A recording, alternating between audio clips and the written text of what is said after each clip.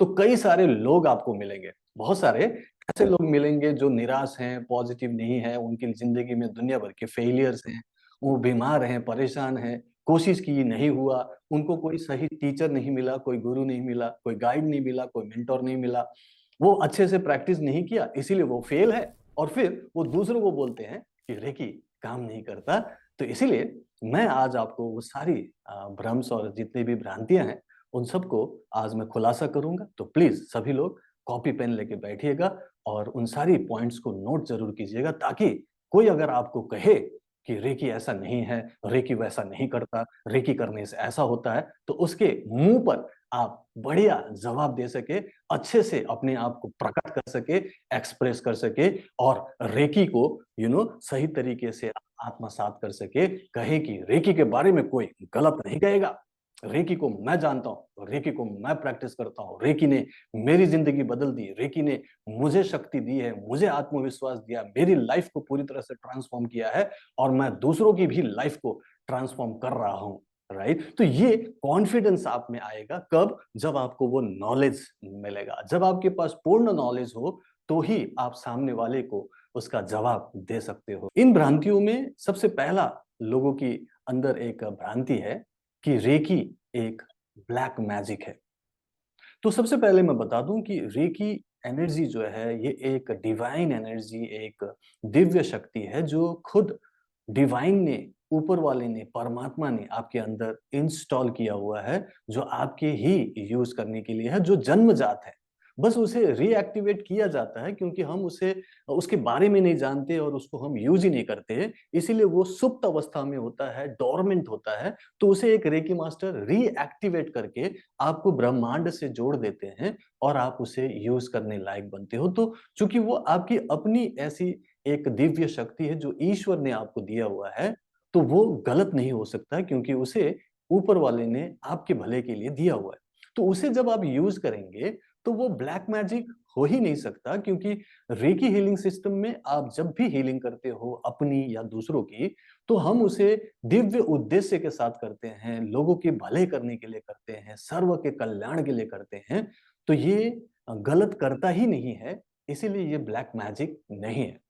इसके उल्टा आप कह सकते हैं कि रेकी एक व्हाइट मैजिक है, क्योंकि ये लोगों को ठीक करता है। आप अपने आप को पॉजिटिव करते हो, आपके अंदर की सारी कार्मिक ब्लॉकेजेस दूर करके आप अपने दिव्य उद्देश्य को पूरा करने के लिए आगे बढ़ते हो, और फिर अपने आसपास के लोगों के साथ भी आप अच्छे से व्यवहार करते हो। उनकी कोई दर्द हो, बीमारी हो, तकलीफ हो, उसको महसूस करके उनकी मदद करते हो। आप छू के भी उनकी हीलिंग कर सकते हो, बिना छू के भी दूर से आप उनका उपचार कर सकते हो। और ये सब कुछ अगर आप कर पा रहे हैं, तो ये किसी भी तरीके से गलत तो है नहीं, क्योंकि उनका तो भला हो रहा है, आपका भी भला हो रहा है, और सर्व का कल्याण हो रहा है। इसीलिए रेकी ब्लैक मैजिक नहीं। कई सारे गुरु हैं, कई सारे मास्टर्स हैं इस दुनिया में, बहुत सारे लोग जो लोगों को प्रभावित करते हैं और लोगों को अच्छे अच्छे ज्ञान देते हैं। वो लोग ऐसा कहते हुए सुना गया है कि रेकी हीलिंग प्रैक्टिस नहीं करनी चाहिए। इसलिए प्रैक्टिस नहीं करनी चाहिए क्योंकि ये कर्मों के साथ छेड़छाड़ होगी। क्योंकि जो ऑलरेडी आपको बीमारी मिली है, जो भी आपको प्रॉब्लम मिली है, वो आपके कर्मों का फल है। इसीलिए वो कर्मों का फल तो आपको भोगना ही है। इसीलिए आपको कर्मों के उस एनर्जी के साथ आपको छेड़छाड़ नहीं करनी चाहिए। तो इसमें मैं एक सिंपल सा एक लॉजिक देता हूं कि अगर ये बात सच है, तो जो भी गुरु, जो भी मास्टर ऐसा कह रहे हैं, तो क्या वो कभी बीमार पड़ते हैं तो डॉक्टर के पास नहीं जाते? क्या वो योगा प्रैक्टिस नहीं करते? क्या वो मेडिटेशन प्रैक्टिस नहीं करते? ये भी तो एनर्जी के साथ ही तो आप खेल रहे हो ना, यहाँ भी तो आप पॉजिटिव एनर्जी ही तो क्रिएट कर रहे हो। जो आप प्राणायाम करते हो, तो उसमें आप अपनी प्राण शक्ति से, उससे ही आपके अंदर की ब्लॉकेजेस दूर होती है। तो फिर आप वो क्यों करते हो? वो भी नहीं करना चाहिए।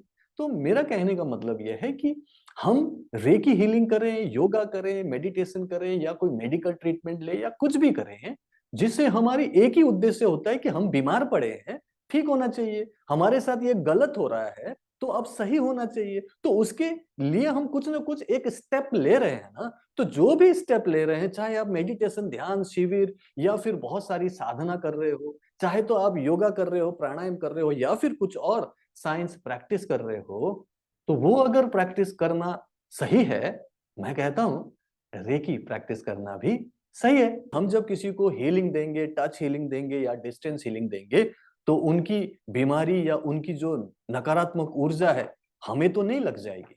देखो, ये हो सकता है कि आपको उनकी नकारात्मक ऊर्जा प्रभावित करे, क्योंकि आप जब हीलिंग दोगे तो आपके चारों तरफ का जो आभामंडल है, वो उनके आभामंडल के साथ इंटरैक्ट कर रहा है। बातचीत चल रही है, दोनों टच में हो अगर टच हीलिंग दे रहे हो। अगर आप डिस्टेंस हीलिंग दे रहे हो तब भी वो सूक्ष्म रूप से आपके साथ है, तो उनका ऑरा आपके साथ कम्युनिकेट कर रहा है। लेकिन चूंकि रेकी एंड पावर में मैं आपको प्रोटेक्शन शील्ड बनाना सिखाता हूं, राइट? प्रोटेक्शन शील्ड हम जब बनाते हैं, जिसमें मुश्किल से 30 सेकंड लगता है, ये सुरक्षा कवच आपको पूरी तरह से बचाता है कि किसी की भी नकारात्मक ऊर्जा, नकारात्मक बीमारी कुछ भी हो, आपको नहीं लगती। तो दूसरों की बीमारी आपको नहीं लगेगी। क्यों? क्योंकि हम एक प्रोटेक्शन शील्ड के साथ काम करते हैं, और वो मैं आपको शुरू में ही बता देता हूं कि सुरक्षा कवच लेकर ही हीलिंग किया करो। तो डरने की जरूरत नहीं। जब आपने बुलेट प्रूफ जैकेट पहन रखा है, तो सामने कोई भी हो, डरने की क्या जरूरत है? इसीलिए प्रोटेक्शन लेके करना है और डरना नहीं। कई बार लोग ऐसी शक्तिपात को लेकर, एटूनमेंट को लेकर बात करते हैं कि सर, हम जब एटूनमेंट लेते हैं तो क्या हमें बहुत ही अलग किस्म का कुछ एक्सपीरियंस या अनुभव होना जरूरी है? मैं बोलता हूं जरूरी नहीं है। लेकिन मेरे 23 साल के खुद के एक्सपीरियंस में, जब मैंने खुद बहुत सारे अटूनमेंट लिए, शक्तिपात लिए अलग अलग गुरुओं से, तो मुझे कुछ ऐसा एक्स्ट्रा ऑर्डिनरी फीलिंग नहीं आया। सिंपल पॉजिटिव लगा, थोड़े रिलैक्स हुए, और मैंने भी मान लिया कि मेरा अटूनमेंट हुआ, और मैंने उसे पूर्ण विश्वास के साथ प्रैक्टिस किया। तो आज मैं एक सफल रेकी ग्रैंड मास्टर हूँ। पूरी दुनिया में हजारों लोगों को रेकी एंड माइंड पावर सिखा चुका हूँ, और वो लोग तो अच्छे से प्रैक्टिस कर रहे हैं। अगर उन्होंने मुझसे अटूनमेंट लिया, तो सभी को एक्स्ट्रा ऑर्डिनरी फीलिंग नहीं आई है। हाँ, कुछ लोगों को आई है, कुछ लोगों को तो बहुत ही out of the world feeling आई है। लेकिन ये कभी कभी किसी किसी को ही फील होता है। जैसे आज भी एक ने अटूनमेंट का एक एक्सपीरियंस शेयर किया कि उनको बहुत अच्छा लगा, उनको वो भगवान दिखे, और बहुत अच्छी अच्छी एक्सपीरियंसेस उन्होंने बताए। लेकिन मैं बोलता हूं कि जरूरी नहीं है कि आपको बहुत अच्छे अच्छे अनुभव हो, बहुत अच्छे अच्छे एक्सपीरियंस हो। कतई जरूरी नहीं है। क्यों? क्योंकि मैं मानता हूं कि आप लोग जब रेकी एंड माइंड पावर मुझसे सीखने के लिए आए हो, तो बहुत सारी परेशानी के साथ आए हो, बहुत सारी बीमारी, प्रॉब्लम, तकलीफ, दुनिया भर की बातें, नेगेटिविटी, एंजाइटी, डिप्रेशन। तो जब इतनी सारी नेगेटिविटी दिमाग में चल रही है, और उस समय आप आधे घंटे के लिए बैठ रहे हो, क्योंकि पहले वहीं से शुरू करना है, तो उस समय आपका ध्यान लगे वही जरूरी नहीं, क्योंकि ध्यान ही नहीं लगता। मैं बोलता हूं कि कोई ध्यान नहीं लगा, आराम से बैठ जाओ, आधा घंटा, बस मैं जैसे बोलता हूँ हाथ जोड़ के आंख बंद करके बैठो, और उसके बाद आधे घंटे में अटेनमेंट हो जाएगा, और आप प्रैक्टिस शुरू करोगे, और आपको रिजल्ट दिखेगा महीना, 2 महीना, 3 महीना। फिर एक और भ्रम है लोगों में कि sir, reiki attunement in person लेना चाहिए, ऑफलाइन ही लेना चाहिए, गुरुजी के सामने लेना चाहिए, गुरुजी से टच करके लेना चाहिए। ऐसा भी कई लोग मानते हैं, राइट? आप में से भी बहुत सारे लोग मानते रहे होंगे। लेकिन मैंने ऑनलाइन ही अटूनमेंट दिया, और आप सब लोग जानते हैं कि आप लोगों को लाभ हुआ। इससे क्या साबित होता है कि अटूनमेंट जो शक्तिपात है, वो इन पर्सन या ऑफलाइन ही होना जरूरी नहीं है, ऑनलाइन भी हो सकता है। पिछले 13 सालों से पूरी दुनिया में मैं ऑनलाइन डिस्टेंस अटूनमेंट दे रहा हूं। 99.99% रिजल्ट दिखा है कि डिस्टेंस अटूनमेंट से भी लोगों को रेकी सीखने को मिलता है, हीलिंग होती है, काम करता है। ऑफलाइन होना जरूरी नहीं है, ऐसा मेरे खुद के व्यक्तिगत अनुभव है। 26,000 से ज्यादा लोगों को मैंने सिखाया है। एक और भ्रम है लोगों में, वो ये कि सर, मैंने तो किसी गुरु से नाम लिया हुआ है, किसी गुरु से दीक्षा ली हुई है, तो क्या रेकी अटूनमेंट करने से गड़बड़ तो नहीं हो जाएगी? पहले वाले दीक्षा से कोई प्रॉब्लम तो नहीं, पहले वाले गुरु को कोई कंप्लेन तो नहीं, और मुझे कोई नुकसान तो नहीं होगा? मैं बोलता हूं ऐसा कुछ नहीं है। रेकी अटूनमेंट ये कोई आपका गुरु शिष्य परंपरा में वो दीक्षा नहीं है जो गुरु जी देते हैं। वो अलग चीज है। वो आध्यात्मिकता में, एक गुरु शिष्य परंपरा में आपको एक गुरु मिलते हैं, वो गुरु का आप नाम लेते हो, वो आपको कुछ मंत्र, कुछ जाप देते हैं, कुछ आपको ज्ञान देते हैं, और आपको एक लाइफ़स्टाइल देते हैं कि आपको ऐसा सुबह उठ के करना चाहिए, ऐसा खाना चाहिए, ऐसे आपको बर्ताव करना चाहिए और वो एक काइंड ऑफ अ लाइफ़स्टाइल होगा जो कि एक आध्यात्मिकता में आपको दी जाती है। तो वो दीक्षा अलग चीज़ है और ऐसे दीक्षा कई सारे लोगों ने लिया हुआ है।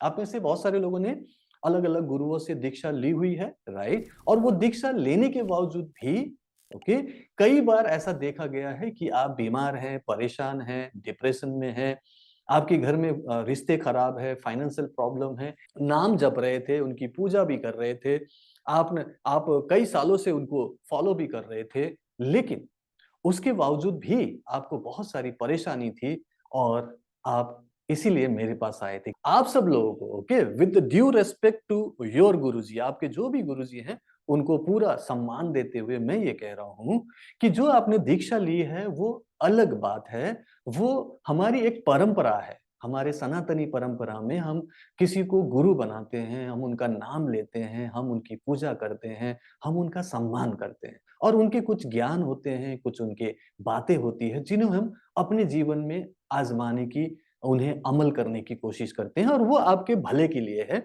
क्योंकि वो गुरुजी अच्छा ही बता रहे हैं, ठीक है? लेकिन यहाँ जो आप रेकी एटूनमेंट ले रहे हो, शक्तिपात ले रहे हो, वो उस दीक्षा से इसीलिए अलग है, क्योंकि यहाँ आपको वो शक्ति मिल रही है। वो शक्ति ऐसी शक्ति जो आपको अपने आप को ठीक करने में, दूसरों को ठीक करने में काम आएगी और उसका आप पहले दिन से ही इस्तेमाल करना शुरू करते हो। उसके लिए आपको तपस्या नहीं करनी पड़ेगी, कई सालों की इंतज़ार नहीं करना पड़ेगा और वो आपके लिए काम करता है। तो ये जो पर्टिकुलर दीक्षा है, ओके, जो आप मानते हो कि हमने ले रखा है, वो दीक्षा एक अलग ही परंपरा है और वो परंपरा निभा रहे हो। लेकिन यहाँ जो आपको मिला है, ये कोई परंपरा नहीं है, ये एक विज्ञान है। यहाँ आपको अपना एक पूरी शक्ति मिली हुई है, आपको आत्मविश्वास मिला है, आप आत्मनिर्भर बने हो और आत्मनिर्भर बनकर आप दूसरों की भी प्रॉब्लम सॉल्व करना शुरू कर रहे हो, तो दोनों बहुत ही अलग-अलग बात है। सो ये दीक्षा उस टाइप से आपको नहीं मानना है कि ये भी एक दीक्षा है, ये एक शक्तिपात है। ये एक अट्यूनमेंट है। ये एक गुरु आपके अंदर उन सारी शक्तियों को ट्रांसफर कर रहे हैं डायरेक्टली। आपको काबिल बना रहे हैं, आपको आत्मनिर्भर बना रहे हैं, आपको एनलाइटेंड कर रहे हैं।